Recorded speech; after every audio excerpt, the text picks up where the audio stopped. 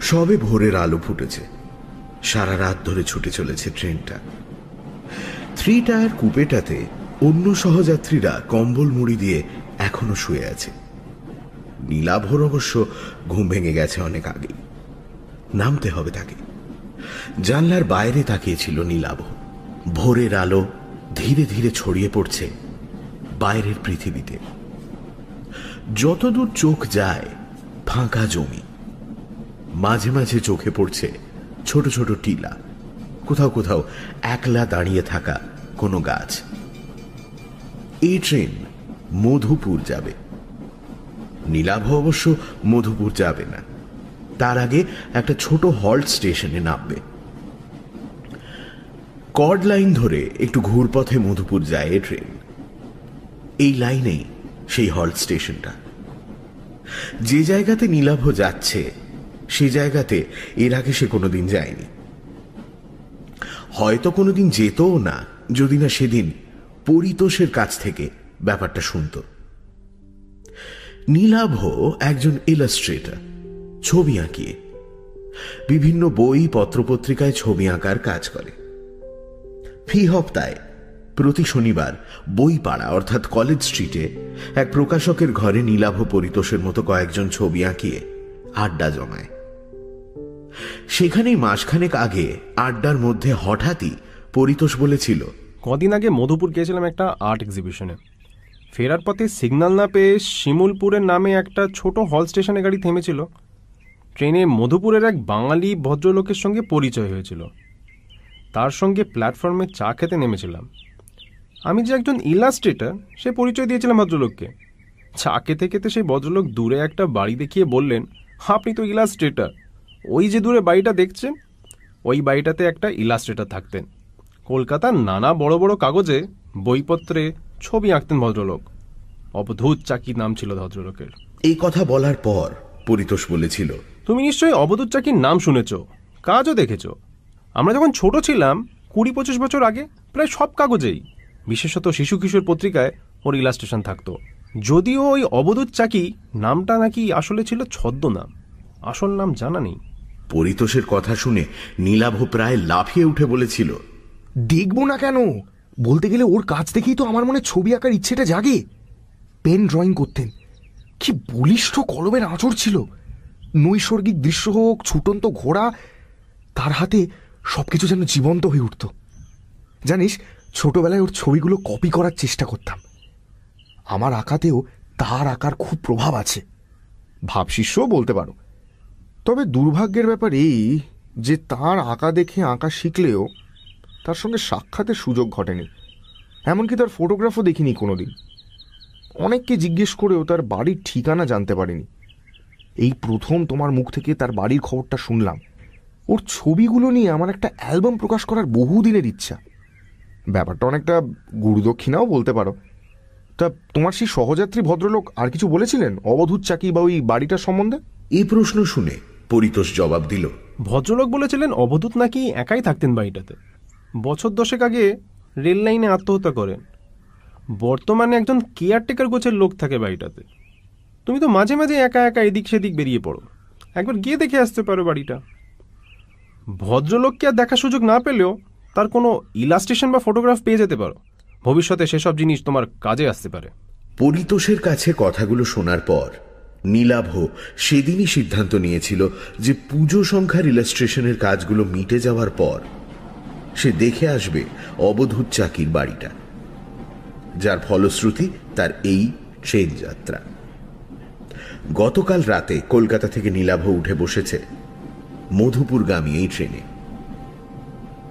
জানলার বাইরে তাকিয়ে থাকতে থাকতে একসময় ঘড়ি দেখে নীলাভ অনুমান করল হল স্টেশনটা আর বেশি দূর নয়, অন্তত টাইম টেবলে তাই লেখা আছে। নীলাভর ঠিক উল্টো দিকে লোয়ার বার্থে শুয়ে থাকা একটা লোক চাদরের আড়াল থেকে মুখ বার করে মাথাটা একটু তুলে জানলার দিকে তাকালো। তাই দেখে নীলাভ লোকটাকে প্রশ্ন করল, আচ্ছা, শিমুলপুর হলটার কত সময় লাগবে বলতে পারেন? লোকটা প্রশ্ন শুনে জানলার বাইরে ভালো করে তাকিয়ে নিয়ে বলল,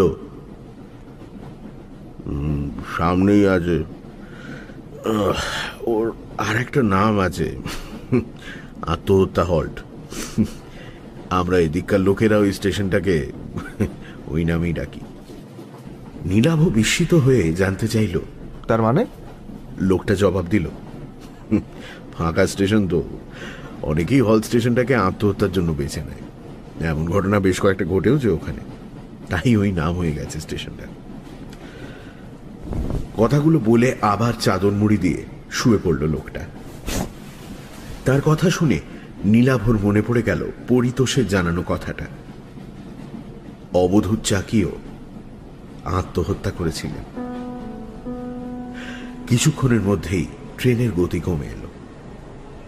ব্যাগ কাঁধে নিয়ে নীলাভ এগোল দরজার দিকে।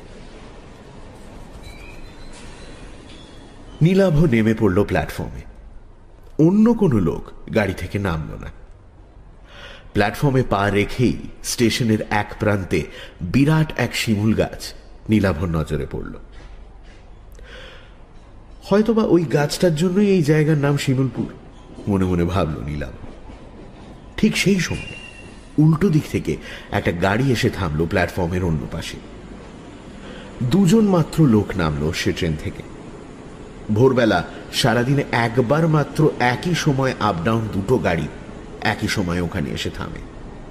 বেশ কয়েক জোড়া এক্সপ্রেস ট্রেন এই লাইনে চললেও তারা এখানে থামে না। দুটো ট্রেনই আধ মিনিটের জন্য প্ল্যাটফর্মে থেমে পরপর হুইসল বাজিয়ে প্ল্যাটফর্ম ছেড়ে চলে গেল। ফিরতি ট্রেনটা পরদিন এ সময় এখান থেকেই ধরবে নীলাভ। আজ রাতে মাথা গোঁজার মতো একটা আস্তানা খোঁজার দরকার নীলাভর। অন্য ট্রেন থেকে যে দুজন লোক নামলো তাদের দেখে নীলাভর স্থানীয় মানুষ বলেই মনে হচ্ছে। নিজেদের মধ্যে কথা বলতে বলতে নীলাভর দিকেই আসছিল তারা। নীলাভ তাদের উদ্দেশ্যে বলল, আচ্ছা, এখানে কাছাকাছি কি থাকার জন্য কোনো হোটেল বা ধর্মশালা কিছু আছে? প্রশ্ন শুনে একজন মৃদু থমকে দাঁড়িয়ে জবাব দিলেন, না, এখানে কোনো হোটেল ফোটেল হবে না। তারপর নীলাভর প্রতি কোনো আগ্রহ না দেখিয়ে নিজেদের মধ্যে কথা বলতে বলতে এগিয়ে গেলেন। কিছুক্ষণের মধ্যেই প্ল্যাটফর্মে একলা দাঁড়িয়ে রইল নীলাভ। একজনও লোক নেই প্ল্যাটফর্মে বা তার বাইরে, এমনকি কোনো চেকার বা রেল কর্মচারীও নয়। টিকিট কাউন্টারের মতো একটা ঘর আছে বটে, তবে সেটা বাইরে থেকে তালাবন্ধ। ভালো করে প্ল্যাটফর্মে বাইরে তাকাতেই বেশ কিছুটা দূরে একটা বাড়ি চোখে পড়ল তার। সামনেই দুর্গাপুজো। রেল লাইনের গায়ে আর দুপাশে জায়গায় জায়গায় কাশফুলের ঝাড়। তার মধ্যে দিয়ে একটা পায়ে চলা পথ এগিয়ে গেছে বাড়িটার দিকে। আরো একটা শিমুল গাছ আছে সেদিকে। নিশ্চয়ই ওই বাড়িটা অবধূত চাকিরই হবে, কারণ পরিতোষও প্ল্যাটফর্মে দাঁড়িয়ে বাড়িটা দেখতে পেয়েছিল। ও বাড়িটা ছাড়া অন্য কোনো ঘর বাড়িও চোখে পড়ছে না। তাহলে আগে ওখানেই যাওয়া হোক। এই কথা ভেবে নিয়ে নীলাভ প্ল্যাটফর্মের ঢাল বেয়ে নেমে বাড়িটার দিকে যাবার পথ ধরল। বেশ কয়েকটা বাঁক নিয়ে পায়ে চলা পথটা বাড়িটার দিকে গেছে। কিছুটা এগোবার পরে একটা ছোট নালা চোখে পড়ল একটা বাঁক পেরিয়ে। তীর তীর করে জল বইছে তাতে। মাত্র হাত দশেক চওড়া হবে সেটা। বাঁশের একটা সাঁকো রয়েছে তার উপর দিয়ে। একদিক থেকে এসে অন্যদিকে কাশের বনের আড়ালে হারিয়ে গেছে সেটা। আরো কিছুটা এগিয়ে অন্য একটা বাঁকের মুখে শিমুল গাছের কাছে উপস্থিত হল নীলাভ। সেখান থেকে বাড়িটা খুব কাছে। নীলাভ বাড়িটার দিকে তাকিয়ে বুঝতে পারল সেটা আসলে বাড়ির পেছন দিক। পথটা গিয়ে বাড়িটার সামনে দুভাগে ভাগ হয়েছে। একটা পথ গিয়ে থেমেছে বাড়ির পেছনে একটা দরজার সামনে। অন্য পথটা বাড়িটাকে বেড় দিয়ে সম্ভবত তার সদর দরজাতে গিয়ে পৌঁছেছে। নীলাভ ঠিকই অনুমান করেছিল। বাড়িটার কাছে গিয়ে সে দ্বিতীয় পথটা ধরে পৌঁছে গেল বাড়িটার সামনের অংশে। বেশ বড় পুরনো লাল ইটের তৈরি চওড়া দেওয়ালের একটা বাড়ি। সামনে ধামলা টানা বারান্দায় বড় বড় দরজা জানলা, যদিও সেগুলো বর্তমানে বন্ধ। একসময় মধুপুর বা তার আশেপাশের অঞ্চলগুলোতে হাওয়া বদলের জন্য এমন বাড়ি বানিয়ে রাখতেন পয়সাওয়ালা বাঙালিরা। হয়তোবা তেমনই কেউ 70 বা 100 বছর আগে বানিয়েছিল ওই বাড়িটা। নীলাভর এমনই মনে হলো। বাড়িটার সামনে কাউকে না পেয়ে নীলাভ একটু ইতস্তত করে বারান্দায় উঠে এলো। টানা বারান্দার এক পাশে বেশ কয়েকটা তালাবন্ধ ঘর, মাথার উপর কড়িবর্গা থেকে পায়রার ডাক শোনা যাচ্ছে। বারান্দায় উঠেও কাউকে না দেখতে পেয়ে নীলাভ হাঁক দিল, বলছি বাড়িতে কেউ আছেন? আমি কলকাতা থেকে এসেছি, কেউ আছেন? বার কয়েক হাঁক দেবার পর বারান্দার শেষ প্রান্তের একটা দরজা খুলে গেল। একটা লোক সেই ঘর থেকে বেরিয়ে ধীর পায়ে এসে দাঁড়ালো নীলাভর সামনে। বছর 50 হবে লোকটা। মাঝারি গড়ন, মাথায় কদম ছাঁট চুল, পরনে ধুতি আর ভতুয়া, খালি পা। লোকটা সম্ভবত স্থানীয় দেহাতি মানুষ হবে।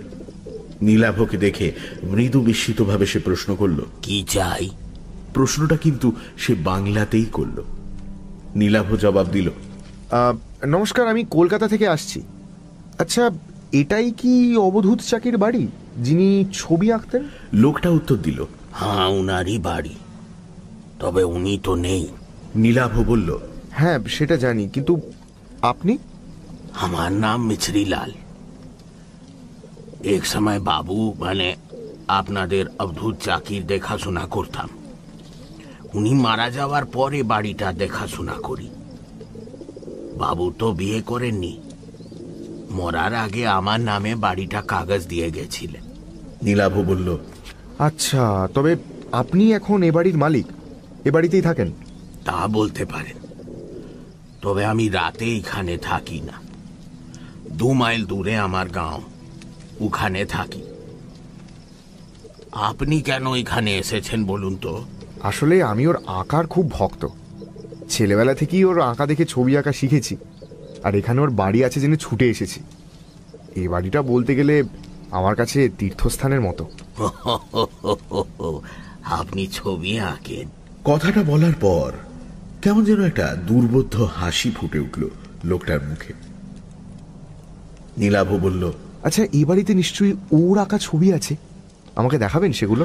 প্রশ্ন শুনে মিছরিলাল কয়েক মুহূর্ত চুপ করে থাকার পর জবাব দিল, না, উনার আঁকা ছবি এই বাড়িতে নাই। কথা শুনে নীলাভ আরো বিস্মিতভাবে বলল, নেই মানে? লোকটা জবাব দিল, কলকাতা থেকে পাকাপাকি ভাবে বাড়িতে চলে আসার পর উনি আর কোনোদিন ছবি আঁকেননি। আগের আঁকা সব ছবি এ বাড়িতে ছিল, সব তিনি পুড়িয়ে দেন। কথা শুনে নীলাভ আরো বিস্মিতভাবে বলল, পুড়িয়ে? পুড়িয়ে কেন দিয়েছিলেন? মিছরিলাল প্রশ্ন শুনে যেন মৃদু রুষ্টভাবেই বলল, ওসব কথা জেনে কাজ নেই, আর কিছু বলবেন? নীলাভ মৃদু বিমর্ষভাবে বলল, আচ্ছা, ওর কোনো ফটোগ্রাফ আছে এই বাড়িতে? আপনি তো ওর দেখাশোনা করতেন, যদি ওর সম্বন্ধে কিছু বলেন আমাকে। না, বাবুর কোনো ফটোগ্রাফও নেই এ বাড়িতে, কোনোদিন ছিল না। বাবু ভালো লোক ছিলেন, আর কিছু বলার নেই আমার। মিছরিলালের কথা ও বাচনভঙ্গি দেখে নীলাভ বুঝতে পারল লোকটা এ ব্যাপারে তার সঙ্গে বিশেষ কথা বলতে চায় না। নীলাভ বেশ আশাহত হলো তার ব্যবহারে। তবু সে অবধূত চাকির সম্বন্ধে শেষ প্রশ্নটা করল, ওর আসল নাম কি ছিল যদি বলেন? মিছরিলাল এবারও তাকে নিরাশ করে বলল, সে নাম আমি জানি না, আপনি এখন আসেন। না, এরপর আর এ বাড়িতে থাকা যায় না। আশাভঙ্গ হয়েছে নীলাভর। কলকাতা থেকে এতদূর ছুটে আসাটাই বলতে গেলে ব্যর্থ হলো তার। শুধু বাড়িটাতেই যা পা রাখতে পারল সে। তবে আজ আর তার কলকাতায় ফেরার উপায় নেই। রাতে মাথা গোঁজার জন্য একটা আস্তানা দরকার। তাই সে লোকটাকে বলল, আচ্ছা, এখানে কোনো হোটেল, ধর্মশালা বা মাথা গোঁজার জন্য কোনো ঘর ভাড়া পাওয়া যাবে? কাল ভোরের আগে তো আমার ট্রেন নেই।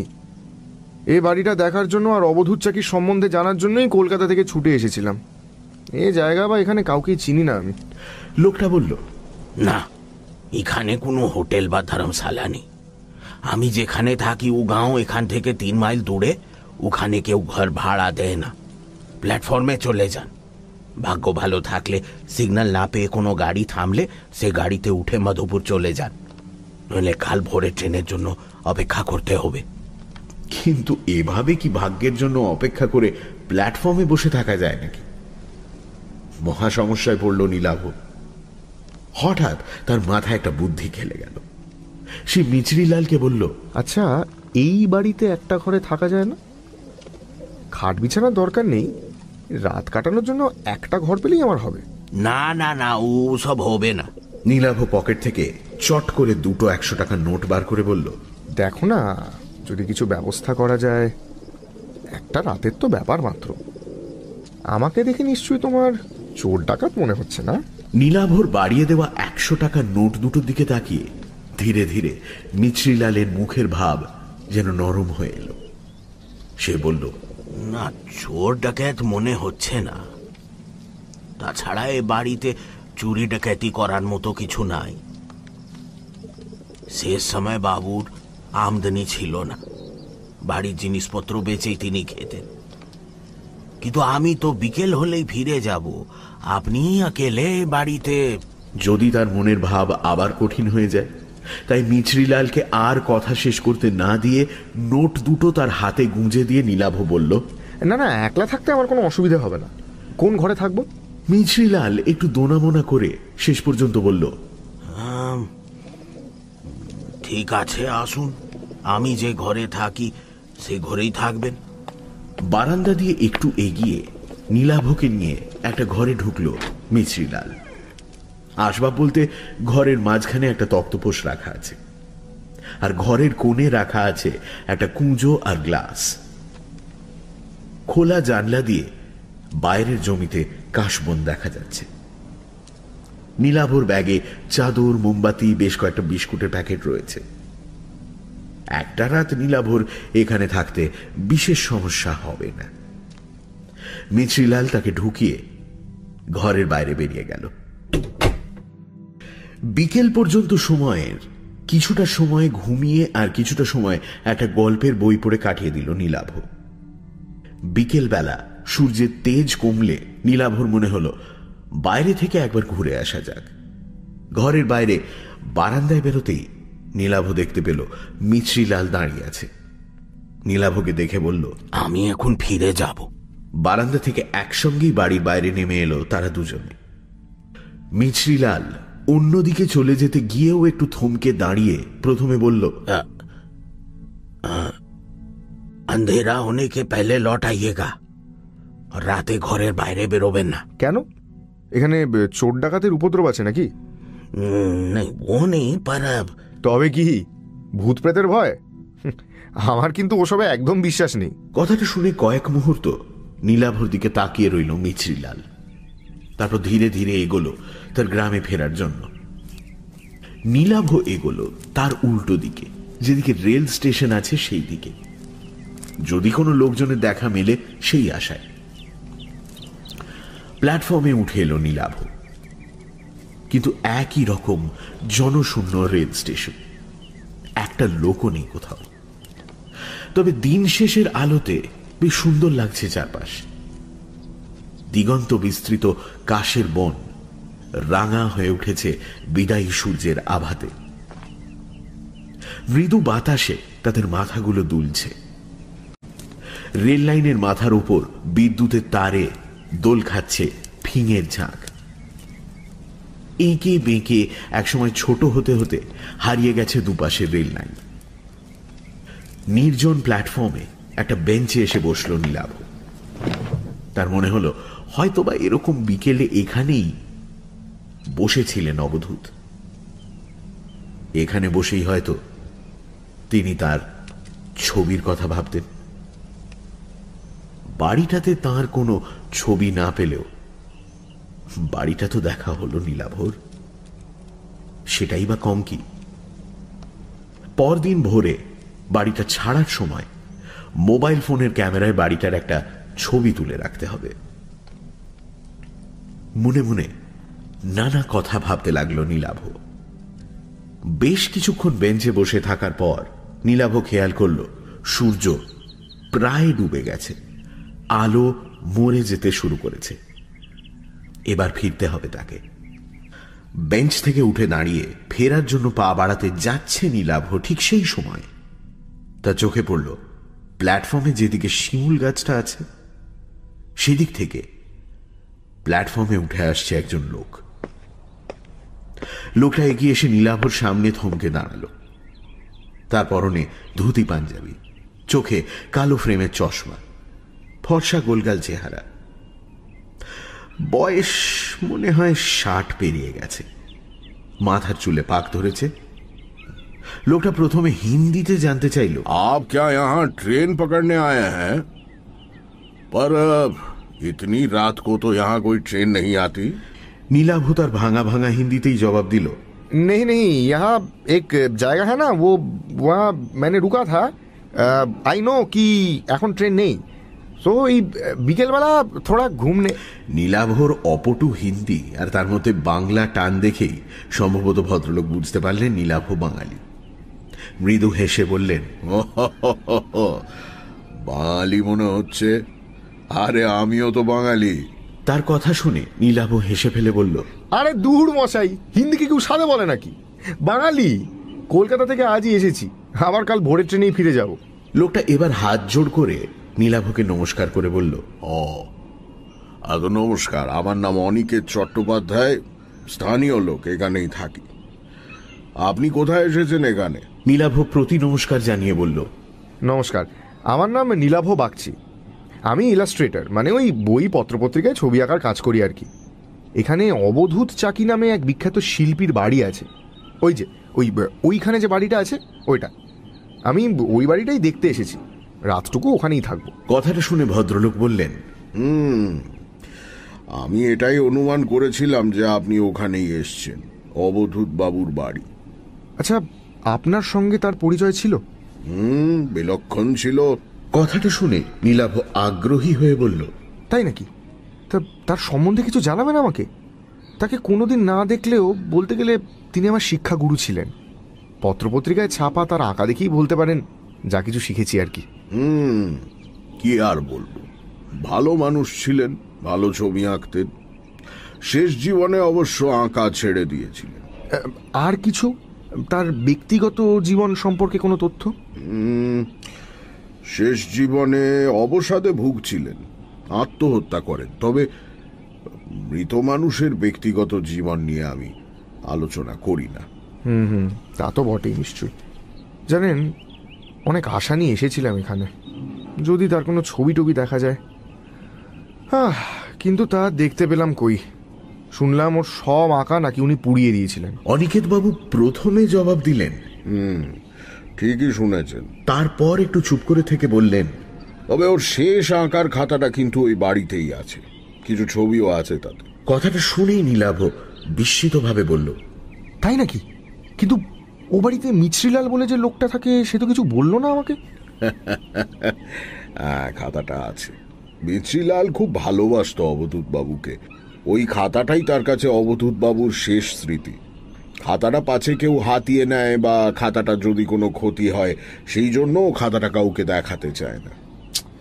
ইস, ছবিগুলো যদি একবার দেখা যেত। ভদ্রলোক কয়েক মুহূর্ত স্থির দৃষ্টিতে নীলাভর দিকে তাকিয়ে থেকে বললেন, আপনি ছবির খাতাটা সত্যি দেখতে চান? তাহলে সে ব্যবস্থা আমি করতে পারি। নীলাভ বলে উঠল, হ্যাঁ, অবশ্যই দেখতে চাই। আপনি আপনি ব্যবস্থা করবেন? তার আঁকা দেখার জন্য যখন আপনি এত দূর ছুটে এসেছেন, তখন সে সাহায্য আমি না হয় করব। ও বাড়ির কোন ঘরে কোথায় খাতাটা রাখা আছে আমি জানি।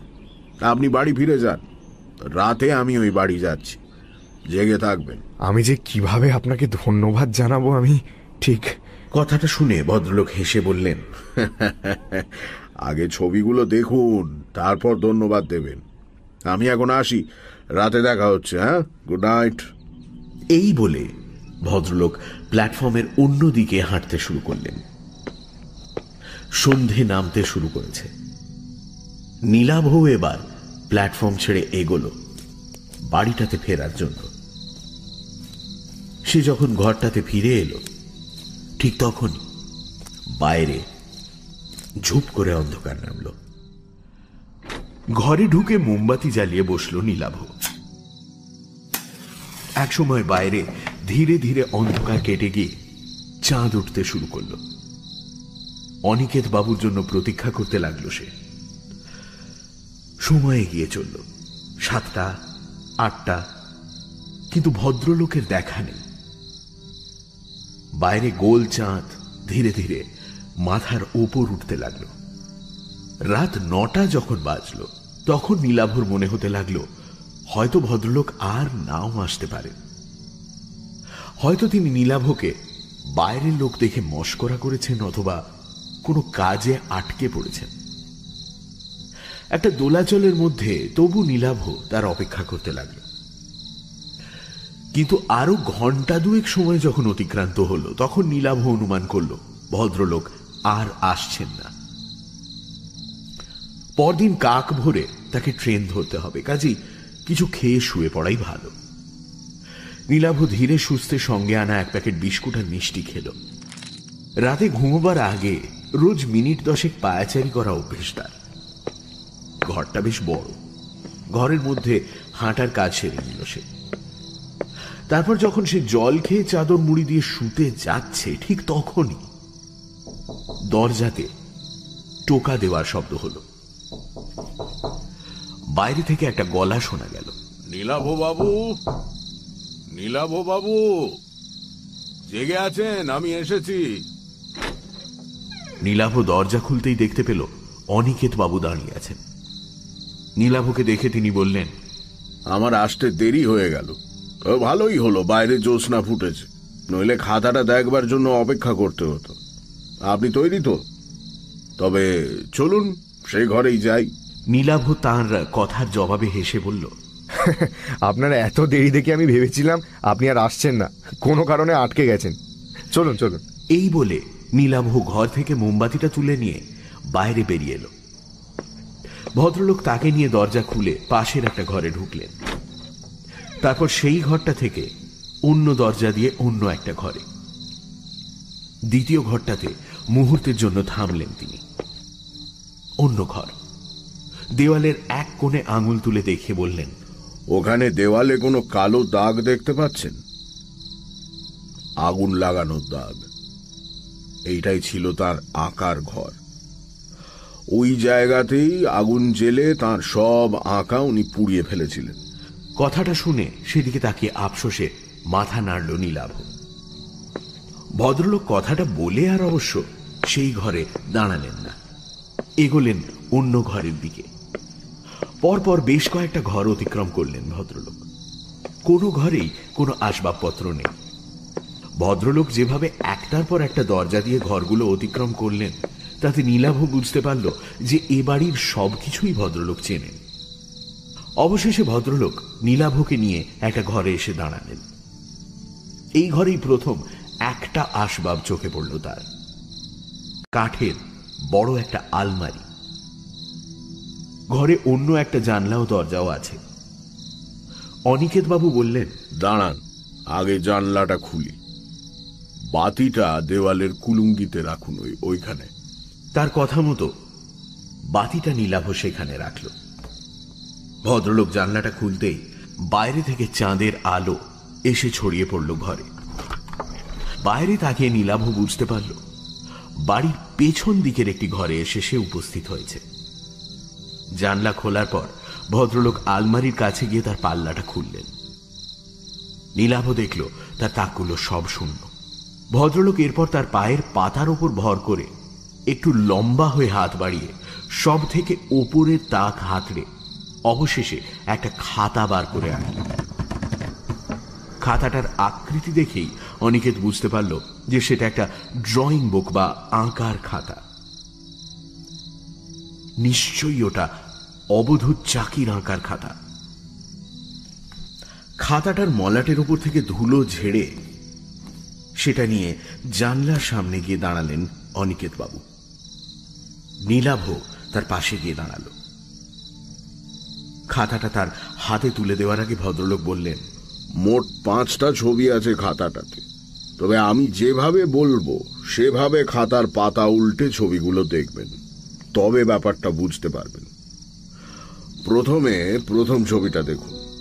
খাতাটা হাতে নিয়ে কেমন যেন একটা রোমাঞ্চ অনুভব করল নীলাভ। অবধূত চাকির নিজের হাতে আঁকা ছবি বলে কথা। খাতার প্রথম পাতাটা খুলল নীলাভ।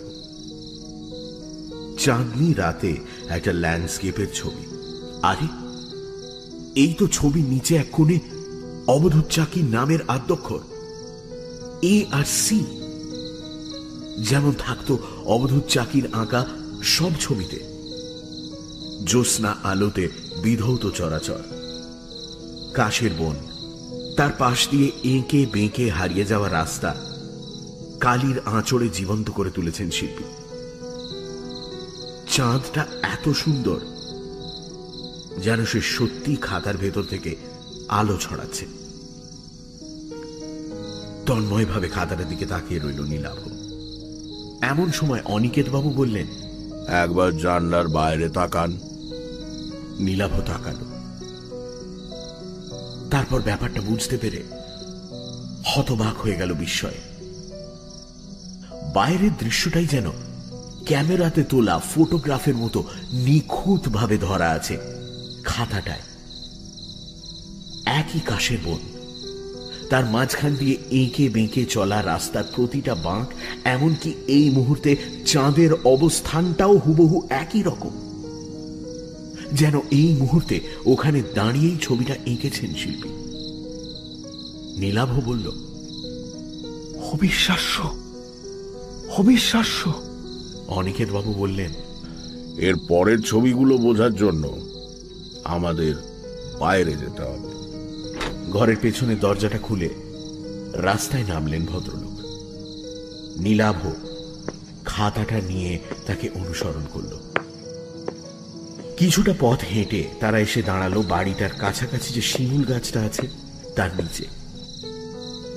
ভদ্রলোকের নির্দেশে দ্বিতীয় পাতাটা খুলল নীলাভ। এবারও বিস্ময়ের সীমা রইল না তার। যেন এখনই আঁকা হলো ছবিটা। সেখানে দাঁড়িয়ে পেছনের দিকে বাড়িটা, আর একটু এগিয়ে সাঁকোটা যেমন ভাবে দেখা যাচ্ছে, খাতাতেও হুবহু যেন তেমনই আঁকা। এমনকি বাড়ির পেছনের দরজাটা যে খোলা তাও ছবিটাতে স্পষ্ট বোঝা যাচ্ছে। ভদ্রলোক তাকে কেন বাইরে আনলেন তা এবার বুঝতে পারল নীলাভ। শিমুল গাছের তলা ছেড়ে তারা এরপর এগোলো সামনের দিকে। এসে থামল সাঁকোটার ওপর। তৃতীয় পাতার ছবিটার সাথে এই জায়গার হুবহু মিল। বাড়িটা অনেক দূরে সরে গেছে। রেল লাইনের দিকটা কিছুটা চোখে পড়ছে এবার। অনিকেত বাবু বললেন, চাঁদের অবস্থানটা খেয়াল করুন। আমাদের এগোবার কারণে আমাদের কাছে চাঁদের অবস্থান যেমন বদলাচ্ছে, ছবিতেও কিন্তু তেমনই বদলাচ্ছে। নীলাভ বুঝতে পারল ভদ্রলোকের কথাগুলো 100% সত্যি। কিন্তু এই মুহূর্তে এখানে দাঁড়িয়ে কেউ যদি ছবিটা না আঁকে তবে তা কিভাবে সম্ভব? অনিকেত বাবু যেন মৃদু হাসলেন। ছবির অন্য পাতা দুটো দেখার আকর্ষণে নীলাভ আবার অনুসরণ করল তাকে। তারা এরপর যে জায়গায় এসে দাঁড়ালো সেখান থেকে প্ল্যাটফর্ম আর রেল লাইন স্পষ্ট দেখা যাচ্ছে। অনেক পেছনে দেখা যাচ্ছে ফেলে আসা বাড়িটা। চতুর্থ ছবিটাতে তেমনই আঁকা রয়েছে, যেন সময়ের সাথে সাথে খাতার পাতায় ছবি এঁকে চলেছে কেউ। নীলাভর বিস্ময়ের সীমা নেই বুঝতে পেরে অনিকেত বাবু এবার স্পষ্ট হেসে বললেন, এই খাতার শেষ ছবিটাই আসল ছবি। সেটা দেখলে বুঝতে পারবেন ছবি কতটা জীবন্ত হয়ে উঠতে পারে। কত বড় শিল্পী ছিলেন অবধূত। এই বলে তিনি এগোলেন রেল লাইনের দিকে। শেষ ছবিটা দেখার অমোঘ আকর্ষণে মন্ত্রমুগ্ধের মতো তার পেছনে হাঁটতে লাগলো নীলাভ। রেল লাইনে উঠে এলো তারা। অনিকেত বাবু বেশ কিছুটা দূরে রেল লাইনের গায়ে একটা ইলেকট্রিক পোস্ট দেখিয়ে দিয়ে বললেন, রেল লাইনের মধ্যে দিয়ে হাঁটতে হাঁটতে সোজা ওই পোস্টের সামনে গিয়ে লাইনের মাঝখানে দাঁড়িয়ে খাতাটা খুলবেন। তিনি যে কত বড় শিল্পী ছিলেন তবে তা বুঝতে পারবেন। আর এই শিল্পীকেই একসময় অন্যের ছবি চুরি করার, কপি করার জন্য অপমান করেছিল একদল লোক। অবধূত চাকির কারো ছবি কপি করার প্রয়োজন হতো না। নীলাভ বিস্মিত হয়ে ভদ্রলোকের শেষ কথাগুলো শুনল। এরপর তিনি বললেন, যান, ওই জায়গাতে গিয়ে শেষ ছবিটা দেখে আসুন। রেল লাইনের পাথরের ওপর দিয়ে আমার হাঁটতে অসুবিধা হয়, নইলে সঙ্গে যেতাম। নীলাভ একটা তীব্র আকর্ষণ অনুভব করছে শেষ ছবিটা দেখার জন্য। কি আছে সেই ছবিতে? ভদ্রলোকের কথা মতো নীলাভ খাতাটা নিয়ে এগোলো রেল লাইনের মধ্যে দিয়ে। নির্দিষ্ট জায়গাতে গিয়ে নীলাভ দুটো লাইনের মাঝখানে দাঁড়িয়ে খাতাটা খুলল। তার সামনে দিয়ে যেভাবে রেল লাইনটা চলে গেছে সেইভাবেই খাতায় আঁকা হয়েছে, যেন এই জায়গায় দাঁড়িয়েই ছবিটা আঁকা। ছবিতে আঁকা আছে দূর থেকে একটা ট্রেন যেন সামনের দিকে এগিয়ে আসছে। রেল লাইনে ছড়িয়ে পড়েছে তার আলো। কয়েক মুহূর্ত সেই ছবিটার দিকে তাকিয়ে থাকার পর নীলাভর মনে হতে লাগলো ছবির ট্রেনটা যেন ক্রমশ এগিয়ে আসছে। তার আলো যেন ক্রমশ বড় উজ্জ্বল হতে শুরু করেছে। আলোয় ভরে যাচ্ছে খাতাটা। ট্রেনটা যেন খাতা ফুঁড়ে বাইরে বেরিয়ে আসতে চলেছে। আর এরপরেই রেলগাড়ির প্রচন্ড ঝমঝম শব্দ শুনে চমকে সামনে তাকাতেই নীলাভ দেখতে পেল তার সামনে এসে পড়েছে একটা ট্রেন। হাতকুড়ি মতন ব্যবধান। ট্রেনের উজ্জ্বল আলোতে চোখ ধাঁধিয়ে গেল তার। আর তার পর মুহূর্তেই এক ঝটকায় কে যেন তার হাত টেনে লাইনের বাইরে তাকে ছিটকে ফেলল। মুহূর্তের জন্য মৃত্যুকে ফাঁকি দিল নীলাভ। নীলাভ সামনে দিয়ে দুরন্ত গতিতে ছুটে বেরিয়ে যাচ্ছে। সাক্ষাৎ মৃত্যু। মাঝরাতে এক্সপ্রেস ট্রেন। যে হাতটা নীলাভকে মৃত্যুর মুখ থেকে বাঁচালো সেই হাতটাই আবার নীলাভকে টেনে দাঁড় করালো। মিছরিলালের হাত। মিছরিলাল দাঁড়িয়ে আছে তার পাশে। মৃত্যুর মুখ থেকে সদ্য ফিরে আসা নীলাভ হতভম্ব। নীলাভদের সামনে দিয়ে ট্রেনটা দ্রুত গতিতে সরে যাবার পরেই সে দেখতে পেল লাইনের ওপাশে দাঁড়িয়ে আছেন অনিকেত বাবু। নীলাভকে জীবন্ত দেখে তার চোখে মুখে যেন ফুটে উঠেছে বিস্ময় মিশ্রিত ঘৃণার ভাব। রেল লাইনের পাশেই পড়েছিল আঁকার খাতাটা। মিছরিলাল সেটা মাটি থেকে কুড়িয়ে নিতেই রেল লাইনের ওপাশ থেকে ভদ্রলোক বললেন, মিছরিলাল, খাতাটা আমায় ফেরত দাও। মিছরিলাল জবাব দিল, না, এ খাতা আমি দিব না বাবু। প্রতিশোধ নেওয়া তো অনেক হলো, এ কাজ আমি করতে দিব না আপনাকে। অনিকেত বাবু এবার কাতর স্বরে বলে উঠলেন, না না, তুমি খাতাটা আমায় দাও। তুমি খাতাটা আমায় দাও। তুমি জানো না এই শহরের মানুষগুলো আমায় কত অপমান করেছে। উল্টো দিক থেকে আর একটা এক্সপ্রেস ট্রেন আসছে। তার আলোতে আলোকিত হয়ে উঠেছে রেল লাইন। লাইনের দুপাশে দাঁড়ানো নীলাভ, মিছরিলাল আর অনিকেত বাবুকে দেখতে পেয়েই মনে হয় ঘন ঘন হুইসেল বাজাচ্ছে ট্রেনের চালক। অনিকেত বাবুর কথার জবাবে মিছরিলাল বলে উঠল, আমি সব জানি বাবু, সেজন্য দুঃখ আমার কম নয়, কিন্তু আর নেই। এই বলে সে এক অদ্ভুত কাণ্ড করে বসল। দু হাতে আঁকার খাতাটা সে ছিঁড়তে শুরু করল। আর তাই দেখে করুণ আর্তনাদ করে উঠলেন অনিকেত বাবু। না না,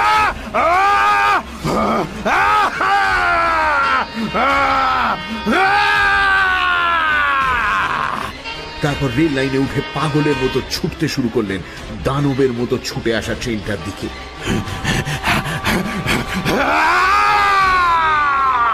ট্রেনটা এসে পড়ল ভদ্রলোকের ওপর।